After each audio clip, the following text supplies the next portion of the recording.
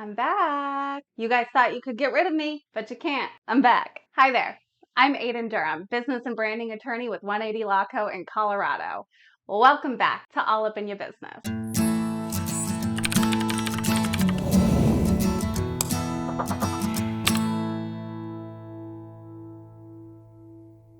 Today's episode is the first in a little kind of mini series within All Up in Your Business, which I have tentatively called Huh? That's right, huh? Because we're going to be talking about contracts. And that's what I often find myself saying when I'm reviewing contracts, because, they're kind of confusing sometimes, or they're not written well sometimes. So I'm often finding myself staring at my computer going, huh? Anyway, so this first episode, we're going to just talk about contract basics. What is a contract? What actually makes a contract? And what does that even mean? I'm going to talk a little bit about some things that we typically want to see in contracts, and then some kind of overall real common types of contracts that you'll typically want or need in your business. And then in future episodes of I'm going to talk about I'm sorry. I think that's funny. I don't know if you guys, I think it's funny. In future episodes of my series, I'm going to talk about what are specific terms of a contract and explain some common boilerplate language that we often see in contracts. There are three kind of basic elements of a contract. There are more than just these three, but there are three things that need to exist in order for a contract to be a contract. Those three things are an offer, acceptance, and consideration. So party A makes an offer to perform a service for party B. Party B, Cardi B. Sounds like Cardi B. Party B accepts that offer. But that's not enough.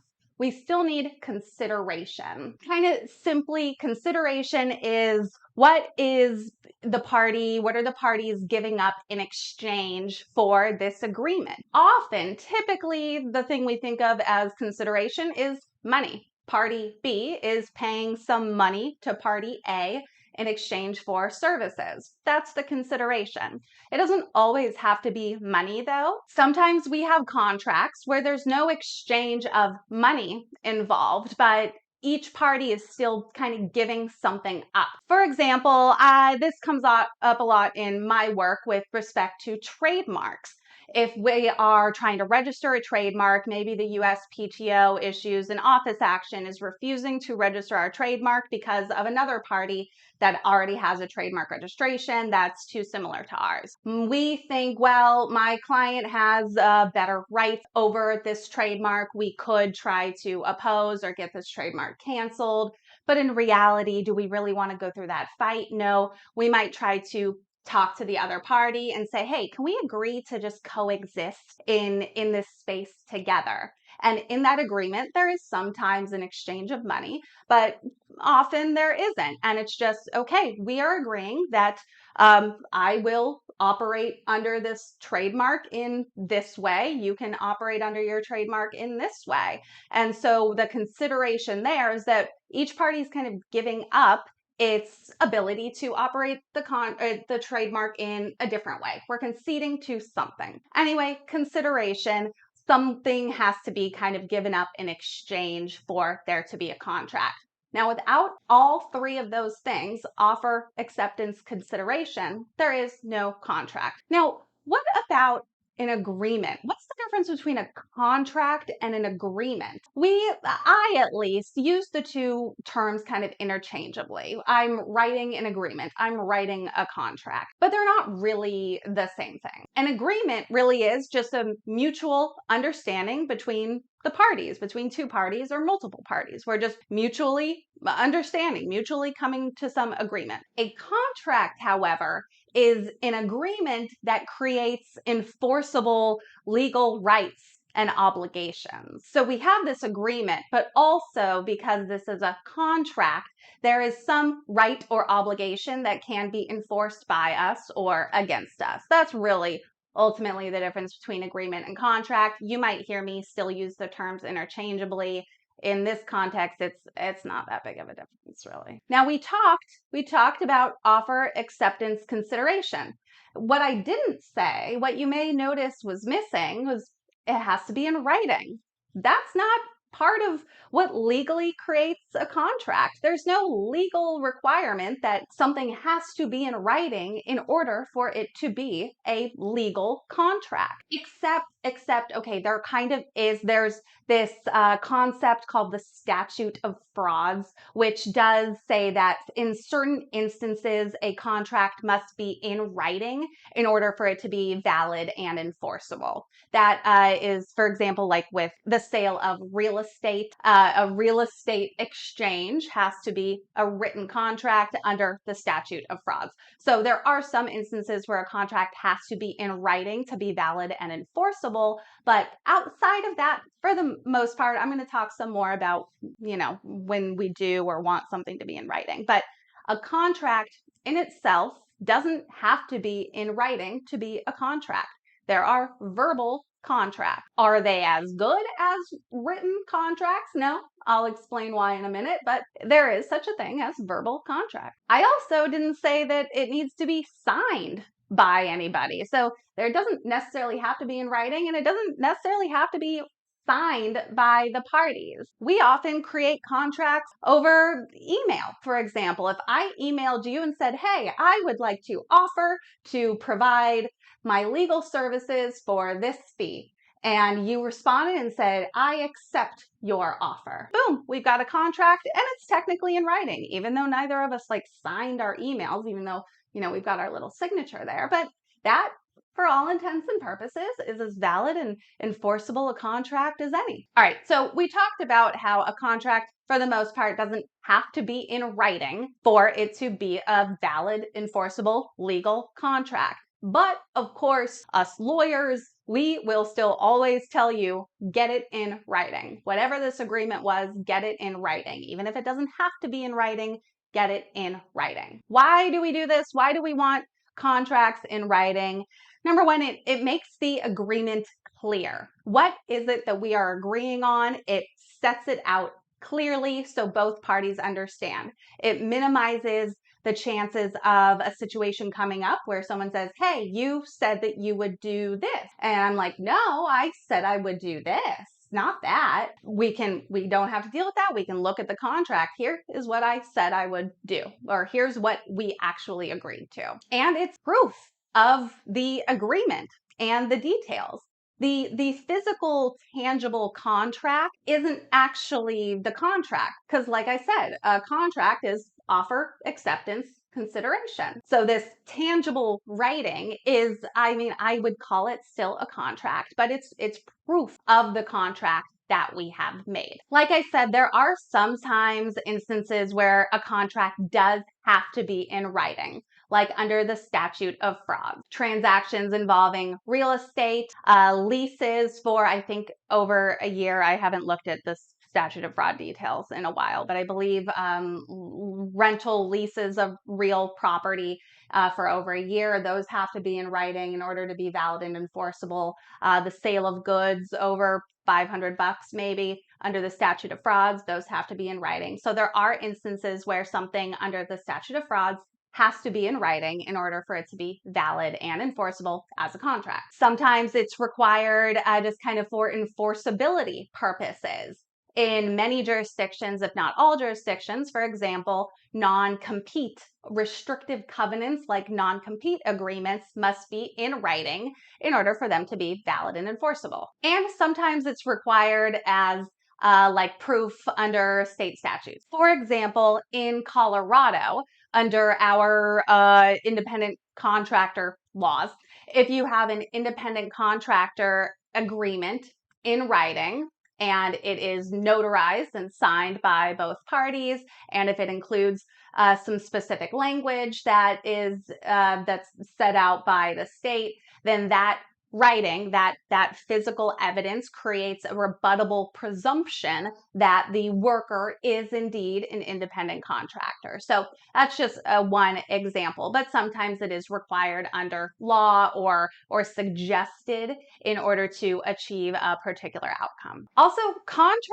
written contracts will typically include details about the agreement that we wouldn't otherwise talk about if we didn't put this stuff in writing. This is often kind of the boilerplate language that you'll see at the end of a contract. But all these tiny little minute details that if we were just verbally discussing what our agreement's going to be, we probably wouldn't talk about these details. But when we're putting them in writing, and particularly when we're having a lawyer prepare them or something, then it will include a lot more detail that the parties may not have thought to include in the beginning. You may also notice that sometimes contracts can go really overboard. And I'm guilty of doing this myself sometimes when I'm writing a contract for a client. Sometimes I go a little overboard of wanting to include a lot of details. And often I have a purpose for doing that. The reason is, we want to avoid this situation becoming a deal breaker or becoming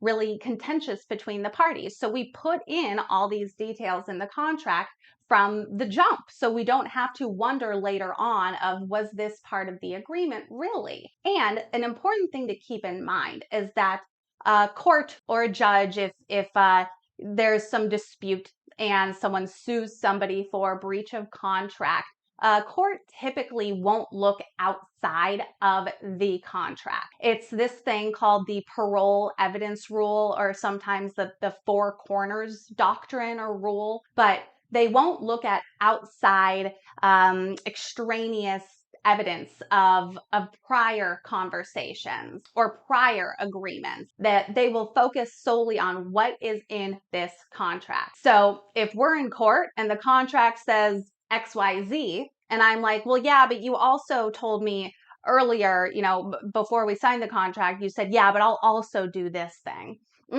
Now, if it's not in that contract, it basically didn't exist. It didn't happen for the most part. So what are some things that we typically will see in a written contract?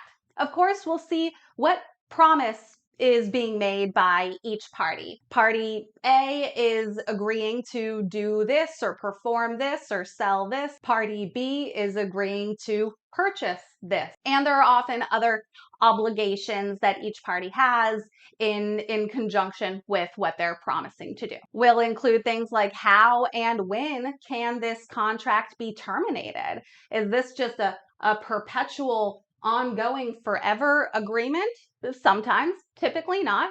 Sometimes it'll say the term of this agreement is 1 year, and either party may terminate this contract for whatever reason they want to upon 30 days written notice, something like that. The details are always going to be different, of course, because every contract, every agreement's going to be different, but we want the contract to include something about what's the term and how can this thing be terminated. We'll also often see, are there other background promises involved that are inducing this contract, inducing the parties to enter into this contract? These are typically like warranties and representations. A very simple one would be if I were selling my business, I would warrant and represent that my business is in good standing with the state. I don't have any pending lawsuits that I know about, because in order for the buyer to want to buy my business, they'll want some knowledge. They'll want to know that they're not buying a big lawsuit that's coming down, or they're not buying a business that has been non-compliant for the last 10 years. So we'll often include some of those details of what's inducing this agreement, what's causing the parties to say, okay, I'll agree to this. We might see what rights do the parties have if another party doesn't uphold their end of the bargain, if they don't meet their obligations. What happens if there is a breach of this contract? For example, if you're signing an NDA or a confidentiality agreement, or if your contract includes some confidentiality language, we might also also see something about an injunctive relief or an injunction, which is kind of like a court order saying, hey, you stop that. So we put that in there so that one party knows, okay, if the other guy breaches their duties of confidentiality, this contract gives me the right to seek an injunction against them. Here are my remedies for if the other party is in breach. We may also often see things about ownership. Typically, at least in my practice, this comes down to intellectual property ownership. Let's say I'm hiring a web designer, someone who's creating something, a logo, or designing something. Who's going to own that thing in the end? Of course, I'm purchasing maybe a right to use it, but am I actually purchasing ownership of the copyrights in that creation in the end? Typically no, unless it says so in the contract. The possibilities really are endless because contractual possibilities are kind of endless, but those are just some general ideas of what we typically want to see in a contract. Then there's kind of just a bunch of boilerplate language that we'll often see in a contract. Stuff that is thrown in often at the end of a contract, and we'll see it in pretty much every contract. That doesn't mean it's less important than any of the other language. It's just stuff we normally throw in there. So things like this: amendment, choice of law, indemnification, counterparts, notice. One of my favorites, force majeure. And if you're wondering what is this stuff? That's what this series is going to be about. So keep watching for future episodes of because I'm going to talk about what all these boilerplate contract terms actually mean. All right, so now that we have kind of a basic understanding of what is a contract, how do we make a contract? What do we typically see in a contract? What are some contracts that we might want in our business? Or what kind of contracts might I recommend for my clients to have in their business? Of course, a service agreement or a service contract. If you are a service provider, you should have a contract that details the service that you're providing to your clients and what you're expecting in exchange from your clients when you provide that service. A refund policy. If you're selling goods or even selling services or digital products, how can people get refunds? Can they get refunds? That's a good contract to have. Independent contractor agreements, of course. If you are hiring an independent contractor, you want to have a contract in writing saying what's that person or that company doing for you. An NDA, non-disclosure agreement, or confidentiality agreement, those two terms are pretty much used interchangeably. That's often something that we'll want to have in our business. So if we are dealing with another third party or even independent contractors, we might want to have some agreements saying that they'll keep our information confidential or mutually confidential. Neither party will share, disclose confidential info of the other. Now, do not confuse a NDA, non-disclosure, with a non-compete agreement or a non-solicitation agreement. Those are different. Those are restrictive agreements, restrictive covenants, not the same as an NDA or a confidentiality. I will talk some about some like non-compete, non-solicitation language in future episodes of But in the meantime, if you're interested in learning more about non-competes, I suggest checking out the YouTube channel of my good friend, Zach Wolfe, that non-compete lawyer. I will link to his channel down in the description, but he is a Texas lawyer who knows so much more about non-competes than I ever care to. So check him out if you want to learn more about non-compete stuff. Your business, if you're operating as an LLC, you will want to have an operating agreement. An operating agreement is a contract. Even if you're a single member LLC, you'll still want to have an operating agreement. Sometimes it's even required by your state, depending on the state you're in. And then we'll often need some website agreements, like a terms and conditions or terms of use for our website and a privacy policy. Those are contracts as well that we want on your website. Now, of course, this probably won't come as a surprise to many of you, but you should, in an ideal world, you'll have a lawyer draft all of your contracts for you, and you'll have them review any contracts that you might be signing for your business. It's not great to just find random templates online, and especially just copying and pasting from like examples you might see Ooh, boy. And then, okay, so one important little pro tip.